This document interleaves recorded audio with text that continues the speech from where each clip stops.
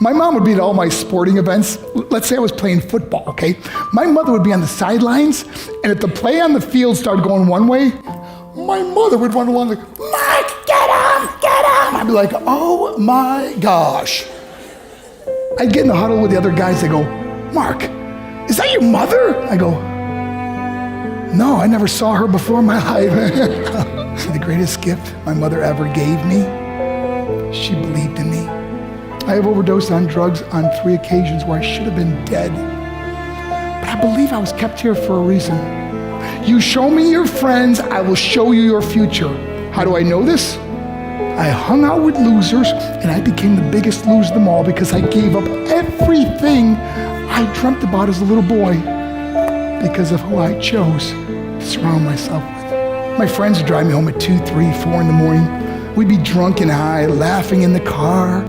We'd pull up in front of my house in New York. They go, Mark, the light's on. I go, oh man, my mother's up. See, my mom wouldn't go to bed until she knew her son was still alive. I'd walk in, she'd say, hi, Mark, how was your night? I go, it's good, Mom, I'm just gonna go to bed. She goes, can I talk to you for a minute? I go, Mom, I'm tired, I'm just gonna go to bed. She goes, Mark, I haven't seen you all day and all night. Can I please talk to you? I said, man, just leave me alone. You bug me. I'd slam my bedroom door on the one person who believed in me. I was on a worldwide tour and we were wrestling overseas in Japan. After my wrestling match, I went upstairs in my hotel room and I fell asleep. There was a knock at my door at 3 o'clock in the morning. I got out of bed, I looked through the safety window and I could see it was a Japanese promoter. So I opened the door and he said, Mark, you need to call home. There's been an emergency. I went and got on the hotel room phone. I called back to the United States and said, hey, what's going on? They said, Mark, I don't know how to tell you this. I said, just tell me what happened. All of a sudden they started crying. They go, Mark, I can't tell you. I said, just say it. They said, Mark, your mother died. I just threw the phone down. I ran out of my hotel room. I took the elevator to the lobby, and when the doors opened up, I just ran out into the street. I mean, there was no cars, there was no people. It was 3 o'clock in the morning. And I walked down the middle of a street in Hiroshima, Japan, and I remember looking up and just saying, Mom, I am so sorry. I flew home for her funeral, and I was so nervous to walk up to her casket, so I just stood way in the back. And I kept looking from a distance, and I kept thinking to myself, Mom, please wake up. Please get up. And then I finally got the nerve to walk up to her.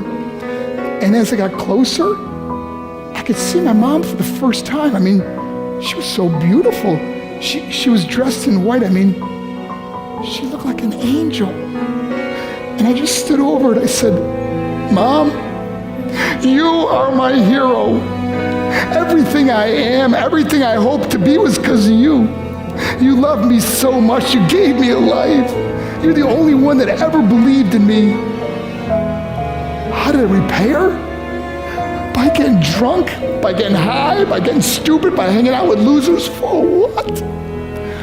All she ever wanted to do was talk to me. I wish I could talk to you now, Mom. I wish you could see what I'm doing. Why couldn't I have been a better son? We are defined by our choices. But if you surround yourself with people involved in drugs and alcohol and pills, it's a dead end. I'm not here to preach to you. I'm here to tell you I lived that life. It leads to broken hearts, broken relationships, broken dreams, and death. For what? To get high? If you have a mother or a father, when you go home, tell them how much you love them. See, my whole life was about being rich and famous. I had to be a millionaire. I had to win the race. I had to win the race at the expense of my marriage, my family, my friends. For what? To be all alone in the world? I learned what is truly important, and that is how precious this gift of life is, and our families, and how quickly it can be taken away. See, I no longer live in time. I live in moments. See, it's not what's in your pocket that matters.